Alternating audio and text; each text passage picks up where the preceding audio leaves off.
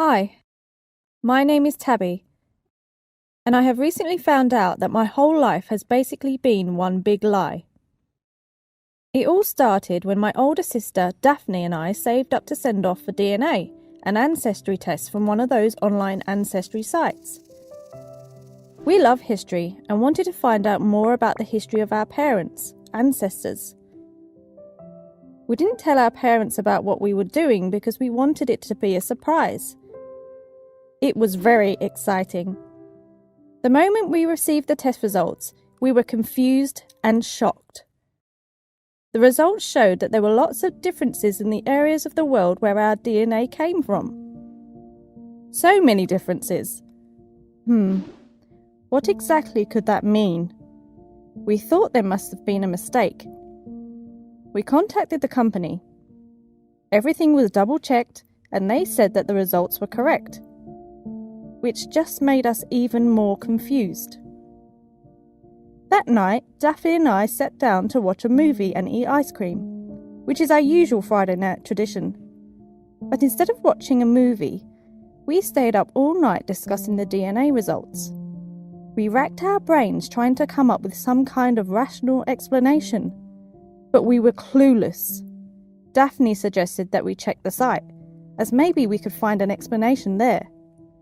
As we were searching through the site, Daphne stopped for a second and looked at me like she was about to say something. So I commented, "I know what you are thinking, but please don't say it." Daphne put the ice cream aside and asked, "But what if it's true?" We stared at each other for a moment, and it hit me. Flashes of our childhood, our trips, and our flights all passed through my head, like a movie. And I said to myself, what if it is true? Daphne clicked on some button, and we saw that we were not listed as sisters. What? Wait. Refresh the page, I said. Still the same result? I don't even know how to describe how we felt. It was really a state of shock, a state of disbelief and denial. It couldn't be true. Everyone had always said that my sister and I looked alike. We have the same long, incredibly thick brown hair and bright, cheerful smile. We even acted the same. Everyone said we were the closest sisters they had ever seen. Daphne said it can't be. Maybe our parents could call the company and straighten things out. I looked at her and said, "But if this is true, then who is adopted? Me or you?" In the morning, after having some hot chocolate with my parents in the kitchen, my mum went upstairs. We decided to gently mention the issue to my dad. We were still sure it was all just a huge mistake. I'll never forget the look on his face. He didn't seem like he knew what to say. So he called Mum. She entered the room and Dad told her, "The girls had a DNA test online." It seemed enough for my mum to know something was going on, so she sat down. They stared at each other for a while and Mum said, "We knew this day would come and you would know the truth, but this is not how we planned to tell you." Finally, Dad said, "Tabby, I am so sorry you had to find out like this. I'm so sorry, Tabby. We adopted you. So it's me." My mum added, "Tabby, we love you a lot. We never felt like you were not our real daughter." Can you imagine how I felt? It felt like a huge glass wall was between us. I started yelling, asking how they could hide this from me for so long. I said that deep down I always had a feeling like I do not belong to this family. I started saying things about how they failed in raising me and loving me. I called them liars, then ran up to my room, sobbing. Daphne tried to follow me, but I told her to leave me alone. I couldn't stop myself from looking at my results on the site. It showed other people who are related to me. I honestly felt like I might faint. Surely this was all some kind of joke. But it was real. My father had said so. I'd been living a lie. All this time, and my parents had lied to me. I have to think of them as my adoptive parents now. As I looked through the list of people I was related to, the picture of a girl appeared that caught my attention. She had something about her, a similarity to me, but I couldn't put my finger on it. I stared and stared, and this girl was the trigger to all questions that I did not ask because I was too busy crying. Who am I? Where did I come from? How did my parents find and adopt me? I threw myself down on my bed in a fit of tears. For the next week, I treated my parents like dirt.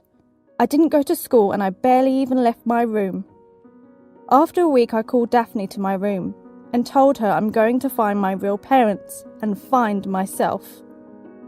Daphne did not know what to say. She asked if I will still be her sister. I told her I don't know, and that I was just feeling so confused right now. I didn't tell my parents and I went to the company. I asked the lady at the desk if there is anyone I can talk to about finding my real parents. She asked me to wait in the waiting room, and after about 15 minutes a man approached me and invited me to his office. We discussed the procedure of finding my parents, and he told me that it might take a long time and that it is not an easy procedure. He said that nothing is guaranteed, but I didn't care. I was determined to find out who my real parents were. He asked me to go home and wait for an email. The procedure took 1 month. They were the longest 30 days of my life. I checked my email daily, in the morning and again at night, hoping to receive that email. For that whole month, I treated my parents like strangers. My mother tried to talk to me many times, but I wouldn't respond. I was too mad at them. Finally, the email arrived, and in it, an invitation to the council's office in 2 days. When I got to the council's office, a woman welcomed me. She said she was a psychologist and that it was important that she accompanies me through this.